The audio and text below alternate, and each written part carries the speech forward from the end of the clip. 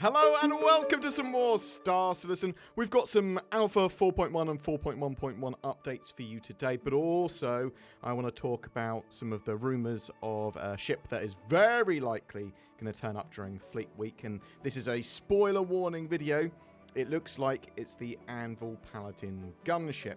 So, we'll come to that in a minute. Alpha 4.1.1, we know that CIG have been cooking a new build for that. They wanted to have an EVOCATI test of that yesterday. However, that build was red-lit, so it didn't go ahead. It looks like EVOCATI might get a build later today, though, for the weekend, and then CIG are going to try and push this out to more waves early next week. At least that's what it looks like. For the most part, these are going to be stability tests. They might try a couple of new bits and bobs, then we'll have a bit more of an indication of exactly what's going to be included in the 4.1.1 patch. Alpha 4.1 has also seen a load of fixes. CIG have said we're still investigating the service mindable's issue and have a very strong lead and a build internally for testing for a possible fix. There is a 4.1 hotfix build as well, so you can try out that hotfix build.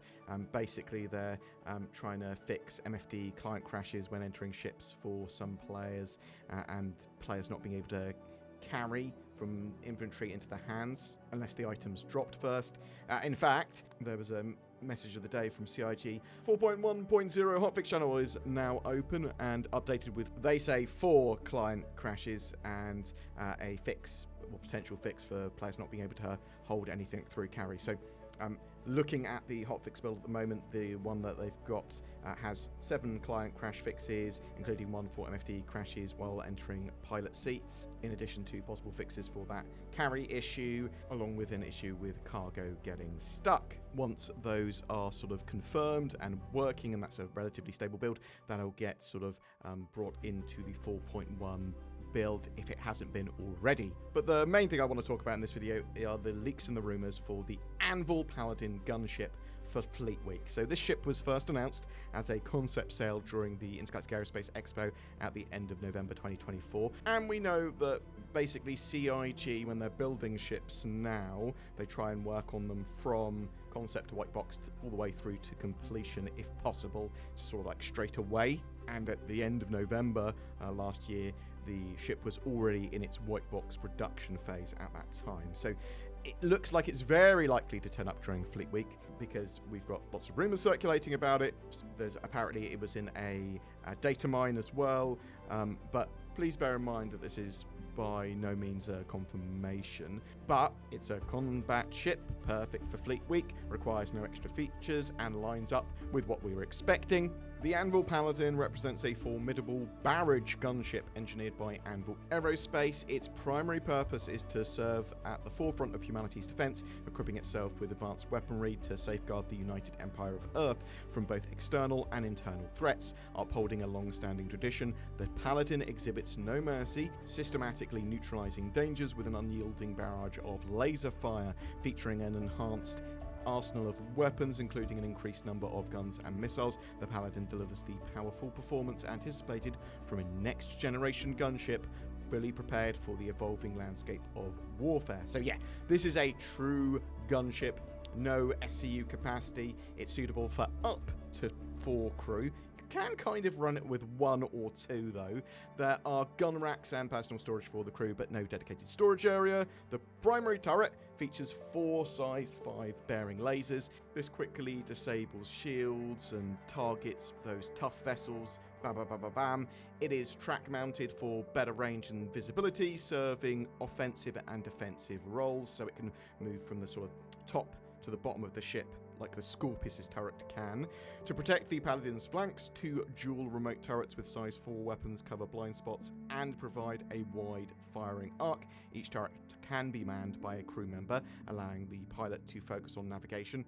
But in a reduced crew scenario, the pilot can control the wing turrets for defense. So yeah, CIG said that those remote turrets are basically under pilot control if there isn't a co-pilot, but they will lose their full range of motion and arc in a reduced crew scenario. The ship has 6 size 4 missile racks as well. Hopefully that can be changed to any config, because I prefer lots of size 2 missiles. 24 size 2 missiles, that sounds great to me. So yeah, a huge amount of forward firing weaponry can be sort of brought to bear on your target with this ship. A proper gunship. It's pretty small when you consider just the amount of firepower it has. The ship has an interesting 2-deck layout as well. So with the upper deck, you've got the cockpit, which has room for the pilot and a co-pilot. You've got this sort of central traversal area that allows you to get down to the lower deck and the communal area with like kitchenette and stuff like that, and also leads on to the sort of on each side mirrored crew habs. I believe that sort of central traversal area as well has got at least some of the component access, but that's split across both decks, I believe. And then the lower deck, you've got basically under the cockpit a gunner pit for 2 gunners. You've also got suit lockers and the main and only entry-exit point as well at the rear of the ship. I really like the idea of a pure gunship. One of the FAQ questions that was asked, or the Q&A questions that was asked, was how does the Paladin compare to the Aegis Redeemer? Well, both are gunships. They have different takes on that role and playstyle. The recent changes to the Redeemer's turret and shield sizes are offset by a significant boost to maneuverability. This allows the Paladin to occupy the tankier gunship role. Both ships have strengths and weaknesses, the Paladin trading agility for raw firepower and speed for armor, allowing players to choose a ship to suit their playstyle. So apparently the sort of handling is going to be like the Redeemer used to be. Also, the Paladin's got no sort of modular element to it, other than being able to change its weapons out, and obviously systems and you know, components. But the actual Redeemer has modular sort of rooms that you can change from like a torpedo bay to a cargo bay to a dropship sort of area. So that ship, when it originally went on sale, was $260 war bond, or $300 store credit. I'd expect it to be around the $350 mark with it going flyable. So yeah, I'm very much expecting that Paladin to turn up at Fleet Week. It just sort of makes sense, and I really like it as a ship. Give me something with lots of forward-firing weaponry, lots of armor, and well, you can sort of run it with one. Just the pilot. Well, realistically, I suppose it works pretty well just with a pilot and a co-pilot, because you can have them sort of manning that sort of main turret, or have them running around doing engineering tasks. There's going to be other ships and vehicles turning up at Fleet Week as well. I'm interested to know what you think is going to be turning up. Are you excited for the sort of Anvil Paladin, and do you think it will be turning up during Fleet Week as well? Are you playing in the current 4.1 hotfix build? What are you thinking of 4.1 at the moment? Have you been playing in 4.1.1 on the EVOCATI?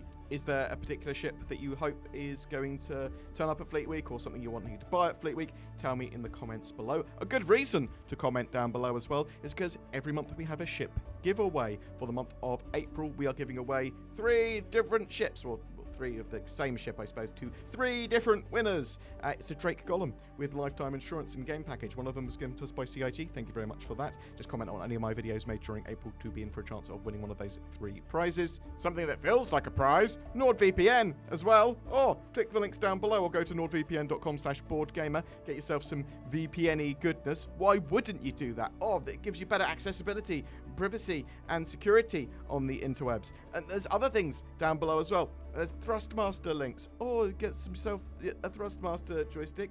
Oh, you got NordVPN, already said that one. There's other things. There's Dolby Eye Tracker. There's Game Glass as well. They've got a promotion going on. Just click the links below. You get some discounts. It gives us a little kickback if you want to buy those things, and you might. Thank you so much for watching. Please don't forget to like and subscribe, and I'll see you in the verse.